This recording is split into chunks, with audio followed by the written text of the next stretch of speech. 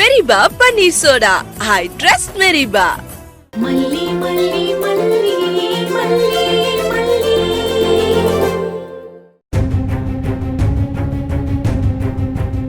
அந்த மல்லி அவ்வளவு தூரம் போயிட்டாளா?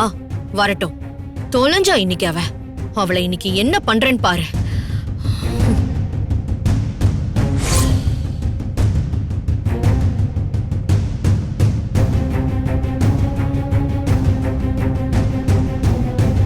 ஏய் பாவி, ஏண்டி இப்படி எல்லாம் பண்ண? என் அக்கா உனக்கு என்ன தாண்டி துரோகம் பண்ணா? அவளோட வாழ்க்கை அவ திரும்பி வந்திருக்கா. அதுல உனக்கு என்னடி பிரச்சனை? எதுக்குடி அவளுக்கு துரோகம் நினைக்கிற? ஏன் இவ்வளவு கேவலமான வேலை பாக்குற? இங்க பாரு நிஷா, வாய்க்கு வந்தபடி எல்லாம் பேசாத. அது ரொம்ப தப்பு. ஏதோ ராஜி கதையை சொல்லிட்டா அது உண்மையாயிடுமா? அப்படி எல்லாம் எதுவும் நடக்கல. மல்லி அப்படி பண்ற பொண்ணு இல்ல. அவளை பத்தி தப்பா பேசாதீங்க. எப்படி எப்படி எப்படி? அப்படிப்பட்ட பொண்ணு இல்லையா? அப்புறம் எப்படிப்பட்ட பொண்ணு? இவ்ளோ பெரிய கிரிமினல் வேலை பண்ணி வச்சிருக்கா, என்னமோ அப்படிப்பட்ட பொண்ணு இல்லங்கறீங்க? ஒரு குடும்பத்துல இருக்கிற பொண்ணு பண்ற காரியமா இது? கொஞ்சமாவது மனசாட்சி உள்ளவ பண்ற காரியமா இது? பாவம், அவளே மனநலம் சரியில்லாம இருக்கா. அவளை துரத்துறதுக்கு இவ்ளோ கீழ்த்தரமாவா பிளான் பண்ணுவாங்க? சீ!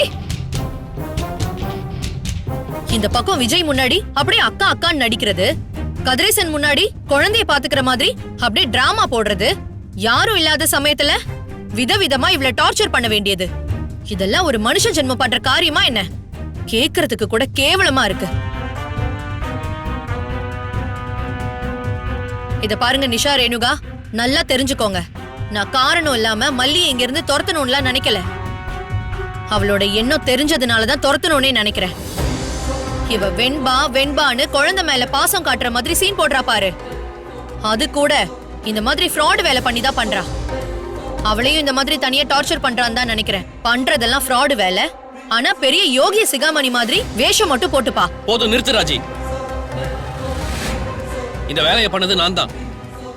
மல்லிக்கு இதுக்கும் எந்த சம்பந்தமும் கிடையாது. என்ன மனோகர், அப்படியே சம்மன் இல்லாம ஆஜராகிறீங்க? நான் உங்களை கேட்கவே இல்லையே. நான் கேள்விப்பட்ட வரைக்கும் இந்த வேலையை பண்ணது மல்லி தான். இல்ல இல்ல இல்ல இல்ல, மல்லி இத பண்ணவே இல்ல. எல்லாமே பண்ணது நான் தான். நான் தான் போலீஸ ஏற்பாடு பண்ணேன். நான் தான் விசாரிக்க சொன்னேன். சபாஷ், எனக்கு இதெல்லாம் நல்லாவே தெரியும். குற்றவாளி தானே வந்து ஆஜராகிறாங்களான்னு பாக்குறதுக்காக தான் அவளை சார்ஜ் பண்ணேன். ஆனா நீங்களா வந்து சிக்கிக்கிட்டீங்க, ஆடு தானா வந்து தலையை கொடுத்த மாதிரி. என்ன மிஸ்டர் மனோகர், ரொம்ப அப்படியே மிஸ்டர் கிளீன் வேஷம்லாம் போட்டீங்க. இப்ப என்னாச்சு? இப்பதான் பாலு நம்ம நினைச்ச மாதிரி நம்ம கோட்டுக்கு வந்திருக்கு. இனி நாம அடிச்சு ஆட வேண்டியதுதான். ஆமா, இந்த போலீஸ ஏற்பாடு பண்ணது நான் தான். இப்ப அதுக்கு என்னங்கற? நீங்கெல்லாம் மனுஷனா? உங்களுக்கு எதுக்கு இந்த வேலை? நீங்க எதுக்கு தேவையில்லாம இது பண்றீங்க? என் அக்காவை பத்தி உங்களுக்கு என்னங்க தெரியும்? நல்ல வேலை, என் அக்கா ராஜகண்ல பட்டதுனால திரும்ப கிடைச்சா, இல்ல என்ன ஆயிருக்கும்? இங்க பாரு நிஷா, இவ்வளவு ஆத்திரப்பட்டு பேசுறதுல அர்த்தமே இல்ல. நான் காரணம் இல்லாம எதுவும் செய்ய மாட்டேன். எனக்கு ஒரு காரணம் இருந்துச்சு, அதனாலதான் நான் இதை பண்ணேன். உங்களுக்கு என்ன அப்படி ஒரு காரணம்? நீங்க எதுக்குங்க இதெல்லாம் பண்ணணும்? ராஜி, அத நான் உன்கிட்ட சொல்லணுங்கிற அவசியம் இல்ல. உனக்கும் இதுக்கும் சம்பந்தம் இல்ல. எனக்கு சொல்லுங்க, எதுக்கு என் அக்காவை இப்படி பண்ணீங்க? அவ மேல உங்களுக்கு என்ன கோவம்? என் அக்கா உங்களுக்கு ஏதாவது கெடுதல் பண்ணாளா, இல்ல உங்க வாழ்க்கையை கெடுத்தாளா? உன் அக்கா என் வாழ்க்கையை கெடுக்கல. ஆனா என் மாப்பிள்ள விஜயோட வாழ்க்கையை கெடுத்துருவாளோன்னு எனக்கு ஒரு பயம் இருந்துச்சு. அதனாலதான் நான் அப்படி பண்ணேன். ஏன் என் அக்கா விஜய் மாமா வாழ்க்கையை கெடுப்பாளா? அவ எப்படி விஜய் மாமா வாழ்க்கையை கெடுப்பா? எனக்கு ஒன்னும் புரியலையே.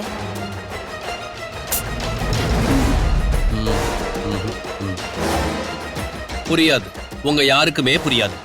ஏன்னா தோ உங்க அக்கா இந்த ரேணுகா, அவ வந்த நாள்ல இருந்து சுடர் சுடர்னு அவளை சுத்தி ஒரு பேச்சு இருந்துகிட்டே இருக்கு.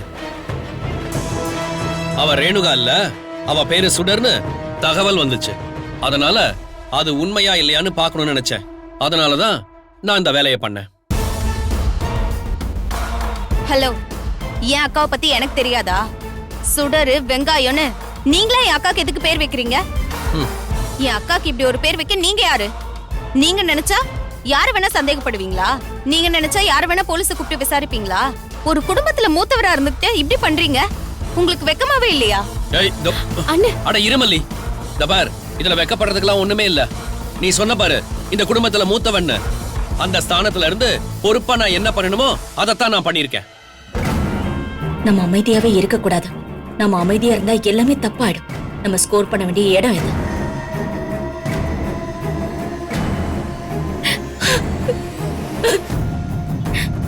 நான் என்னங்க பண்ண? எனக்கும் நீங்க சொல்ற அந்த சுடருக்கும் என்னங்க சம்பந்தம்? சொல்ல போனா ரேணுகாங்கிற பேருக்கும் எனக்குமே சம்பந்தம் இருக்குமான்னு தெரியல. நானே பல நேரத்துல என்ன சுத்தி என்ன நடக்குதுன்னு எனக்கே தெரியாம இருந்திருக்கேன். என்னை ஏன் இப்படி எல்லாம் விசாரிக்கிறீங்க? உங்களுக்கு சந்தேகமா இருந்தா என்னையே நேரா கூப்பிட்டு கேட்டிருக்கலாம்ல. அதுக்கு எதுக்கு இப்படி எல்லாம் போலீஸ வர வச்சு மிரட்டணும்? ஏய், உன்னை சுடர்னு சொல்லிட்டு யாருமே இங்க தேடி வரலையா? நீ பேரை சுடர்னு சொல்லி யாருக்கிட்டையும் நீ போன்ல பேசலையா? ஏன், அதெல்லாம் உனக்கு தெரியாதா? தபார், எதுவுமே நடக்காத மாதிரி பேசிக்கிட்டு இருக்க. எல்லாத்துக்கும் ஒரு எல்லை இருக்கு, பார்த்து நடந்துக்க. என்ன யாரும் சுடர்னு தேடி வந்தா அதுக்கு நான் எப்படி பொறுப்பாக முடியும்? ஓ, பாத்தியா நிஷா, ஓ முன்னாடியே என்னை இப்படி எல்லாம் பேசுறாங்க. எனக்கு இப்பதான் புரியுது. இந்த மல்லியும் என்ன பல சமயத்துல சுடர் சுடர்னு சொல்லுவா. அப்பெல்லாம் எனக்கு இவ ஏன் இப்படி எல்லாம் சொல்றான்னு எனக்கு புரியாது. ஆனா இப்பதான் புரியுது. இந்த மல்லியும் இவரும் என்ன சுடர்னு முடிவு பண்ணி அவங்கள கூடி பேசிருக்காங்க. அதனாலதான் இப்படி திட்டம் போட்டு பண்ணிருக்காங்க. இந்த வீட்டுக்கு வேலைக்கு வந்தவ எவ்வளவு பண்ணுவாளா? ஏன் நிஷா, இவ எதுக்கு நிஷா இப்படி பண்ணணும்? ஒரு வேலை செய்யறவளுக்கு ஒரு குடும்பத்துல எவ்வளவு பெரிய இடமா? எனக்கு ஒண்ணுமே புரியல நிஷா. தயவு செஞ்சு என்னை இங்க இருந்து கூட்டிட்டு போயிடு நிஷா. ஏய், இங்க பாரு, நீ சுடரோ இல்ல ரேணுகாவோ எவ்வளவு வேணா இருந்துட்டு போ. ஆனா வேலைக்கு வந்தவன் இன்னொரு தடவை சொன்ன, அவ்வளவுதான் சொல்லிட்டேன். நீங்க என்ன என் அக்காவை ஏன் முன்னாடி இப்படி திட்டுறீங்க? உங்களுக்கு யார் இவ்வளவு ரைட்ஸ் கொடுத்தா? அண்ணே, பேசாம இருங்கண்ணே. இந்த பிரச்சனையை நாங்க பாத்துக்கிறோம். அப்படி எல்லாம் பாத்துட்டு இருக்க முடியாதுமா. ஏன் முன்னாடியே உன்னை வேலைக்கு வந்தவன் சொல்லுவா, அதை நான் பாத்துட்டு இருக்கணுமா? ஏ, அவ வேலைக்கு வந்தவ தானே. நான் என்ன தப்பா சொல்லிட்டேன்? இவ வேலைக்கு வந்தவளா? வேலைக்கு வந்தவளா யாருன்னு உனக்கு தெரியாது. அண்ணே, அமைதியா இருங்கண்ணே. நீ சும்மா இருமா. இங்க பாருங்க, என் அக்கா மனநல பாதிக்கப்பட்டவ. இப்பதான் குணமாயே வந்திருக்கா. அவளே பழசெல்லாம் மறந்துட்டு இருக்கா. அவகிட்ட இப்படிதான் நடந்துப்பீங்களா? கொஞ்சம் கூட இறக்கமே இல்லையா உங்களுக்கு? யாரு இவ? இவ மனநலம் பாதிக்கப்பட்டவளா? இவ பழச மறந்தவளா? எல்லாம் சுத்த போய். இப்பவும் சொல்றேன், இவ சுடரோ ரேணுகாவோ அதை என்னால உறுதியா சொல்ல முடியாது. ஆனா இவ மனநலம் பாதிக்கப்பட்டவன்னு சொல்றது அப்பட்டமான பொய். அதை மட்டும் என்னால உறுதியா சொல்ல முடியும். மனோகர், இப்போ உங்களுக்கு என்ன பிரச்சனை? எதுக்கு இப்படி குரூயலா நடந்துக்கிறீங்க? ஏன் இப்படி அர்த்தமே இல்லாம பேசிட்டு இருக்கீங்க? யாராச்சும் இந்த மாதிரி எல்லாம் நடிப்பாங்களா? ஏன் இப்படி அபாண்டமா பேசிட்டு இருக்கீங்க? வேற யாராவது நடிப்பாங்களான்னு எனக்கு தெரியாது. ஆனா இதோ இங்க நிக்கிறாளே, நடிப்பு அரக்கி. அப்படியே ஆஸ்கரே கொடுக்கலாம் இவளுக்கு. இங்க பாருங்க, நீங்க பேசுறது ரொம்ப இன்டீசென்ட்டா இருக்கு. ஒரு மனநல பாதிக்கப்பட்டவள நீங்க இவ்ளோ காயப்படுத்த கூடாது. நீங்க நினைக்கிற மாதிரி அவ நடிக்கிறானே வைங்க. அவ மட்டுமா அப்படி சொன்னா? அவளை ட்ரீட் பண்ண டாக்டரே அவ மனநல பாதிக்கப்பட்டவன் தானே சொல்லிருக்காரு. ஒரு டாக்டர் மட்டும் இல்ல, 2 டாக்டர் சொல்லிருக்காங்க.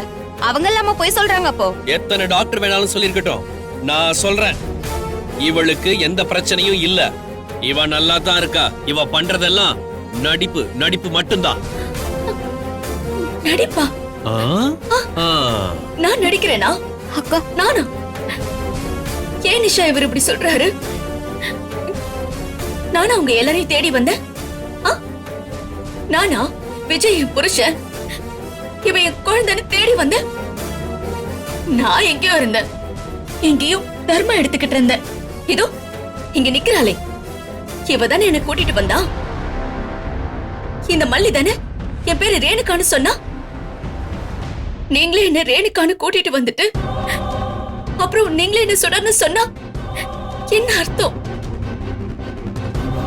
அப்புறம் நான் நடிக்கல. எனக்கு நடிக்கணுங்கிற அவசியமும் இல்ல. என் மண்டைக்குள்ள ஏதோ ஓடிக்கிட்டே தான் இருக்கு. எனக்கு தலை வலிச்சுக்கிட்டு தான் இருக்கு.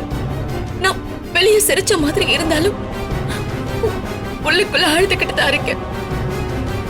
இந்த வலியை தாங்காம துடிச்சுக்கிட்டு தான் இருக்கேன். ப்ளீஸ் என்னோட அந்த வலியை மட்டும் பொய்யன்னு சொல்லாதீங்க. தயவு செஞ்சு உங்களுக்கு கெஞ்சி கேட்டுக்கிறேன். நான் பெத்த குழந்தைய கூட ஏன் குழந்தைன்னு உணர முடியாம தவிச்சுக்கிட்டு இருக்கேன். அந்த தாய்மையோட வலி உங்களுக்கு சொன்னா புரியாது. அனாவசியமா ஒரு பொண்ணு மேல இப்படி பழி போடாதீங்க. இதுக்கு என்ன சொல்றீங்க? என் அக்காவோட கண்ணீருக்கு என்ன பதில் சொல்ல போறீங்க? என் அக்காவை நீங்களும் மல்லியும் சேர்ந்து இப்படிதான் குத்தி கிளறி சாகடிக்க போறீங்களா? என்ன சொல்ல போறீங்க சொல்லுங்க. இந்த பாரு, நான் காரணம் இல்லாமல அதை பண்ணல. நானும் தெய்வத்துக்கு பயந்து நடக்கிறவன் தான். என் மனசுக்கு இவ நடிக்கிறான்னு படுது. அதனாலதான் நான் சொல்றேன். இப்ப கூட சொல்றேன், இவ நடிக்கத்தான் செய்றா. நான் சொல்றது போய்னா இவள நான் சொல்ற டாக்டர்கிட்ட கூட்டிட்டு வாங்க. இவ நடிக்கிறாளா இல்லையாங்கிறத நான் நிரூபிக்கிறேன். இந்த வீடியோ உங்களுக்கு பிடிச்சிருந்தா லைக் பண்ணுங்க, ஷேர் பண்ணுங்க, காமெண்ட் பண்ணுங்க. மறக்காம சரிகமா டிவி ஷோஸ் தமிழுக்கு சப்ஸ்கிரைப் பண்ணுங்க.